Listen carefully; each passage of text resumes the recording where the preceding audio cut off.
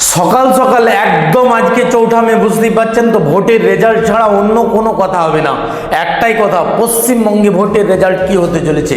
কারণ গোটা ভারতবর্ষের বিভিন্ন রাজ্যে ভোট হয়েছে, সেটা তামিলনাড়ু হোক, আসাম হোক, কেরল হোক আর পশ্চিমবঙ্গ, কিন্তু সকলের পাখির চোখ এই ওয়েস্ট বেঙ্গলে, যে এখানে ভোটের রেজাল্ট কি হতে চলেছে।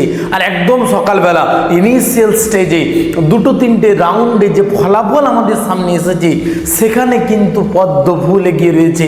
অর্থাৎ বিজেপি কিন্তু ইনিশিয়াল স্টেজে লিড নিয়ে প্রায় শতকের ঘর ছুঁই ছুঁই, তারা কখনো 90, 92, আর টিএমসিও কিন্তু ঘাড়ের উপরে নিঃশ্বাস ফেলছেন 80, 82। কাজে কে এখন বাংলার মসনদে বসতে চলেছে সে অনুমান এখনই করা একটু বোকামি হবে। কাজেই আমাদেরকে এখনও দুপুরের দিকে একটু ওয়েট করতে হবে।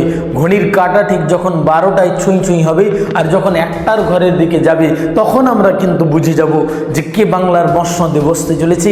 আগামী বাংলার সরকারকে পরিবর্তনের হাওয়া যে সকাল সকাল একটু আমরা অনুভব করছি, সেদিকে কিন্তু অস্বীকার করার কোনো জায়গা নেই। কাজেই কি হতে চলেছে সেটা তো একটু পরে পরে বোঝা যাবে। এখন যেটুকু বলা যায় সেটা হচ্ছে যে ইলেকশন কমিশন কিন্তু ঠিকঠাক ভোট করাতে সক্ষম হয়েছেন। কারণ এবারে কিন্তু বাম আর কংগ্রেস তারাও খাতা খুলতে পেরেছে। আমরা এখন টিভির পর্দাতে চোখ রেখে যেটুকু দেখতে পাচ্ছি যে কংগ্রেসও দুটো আসনে খাতা খুলেছে আর বামও দুটো আসনে খাতা খুলেছে। অর্থাৎ পশ্চিমবঙ্গের বিগত 50-52 বছরের যে ট্রেন, সেই ট্রেন কিন্তু কোথাও একটু পাল্টে গিয়েছে। যে 2/3 মেজরিটি নিয়ে কেউ সরকারে আসবে আর কোনো দল খাতাই খুলতে পারবে না, তা কিন্তু এই গণতান্ত্রিক দেশে ঠিক নয়। সেটাই আমরা লক্ষ্য করছি যে না, এবারে হাড্ডাহাড্ডি লড়াই, এবারে একজন আরেকজনের ঘাড়ের উপর নিঃশ্বাস ফেলছে, কেউ কাউকে মাটি ছেড়ে দিচ্ছে না।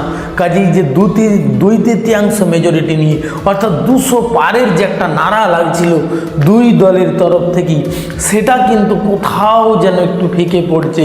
আর আমরা দেখব যে মেজরিটির ঘর, অর্থাৎ ম্যাজিক ফিগার যে 150-60-এর ঊর্ধ্বে যেতে হবে, সেটা কিন্তু প্রত্যেক দলই কাছাকাছি গিয়ে একটা হাড্ডাহাড্ডি লড়াই দেখব।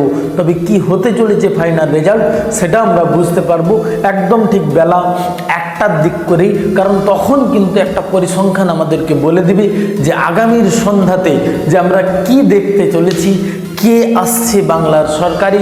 অন্যান্য দেশের সমস্ত যে ভোটের রেজাল্ট সেগুলোও আমরা আপনাদের কাছে হাজির তো করবই, কিন্তু চোখ আপনারাও রাখুন এই পশ্চিমবঙ্গের রেজাল্টে, আর আমরাও রাখি। অবশ্যই সাথে থাকুন। আর কে বসতে চলেছে বাংলার মসনদে তা জানাতে কিন্তু ভুলবেন না। যেই আসুক না কেন, আমরা চাই যে মানুষের উন্নতি হোক, সাধারণ মানুষের কাজ হোক, মানুষ জিতুক। জয় হিন্দ।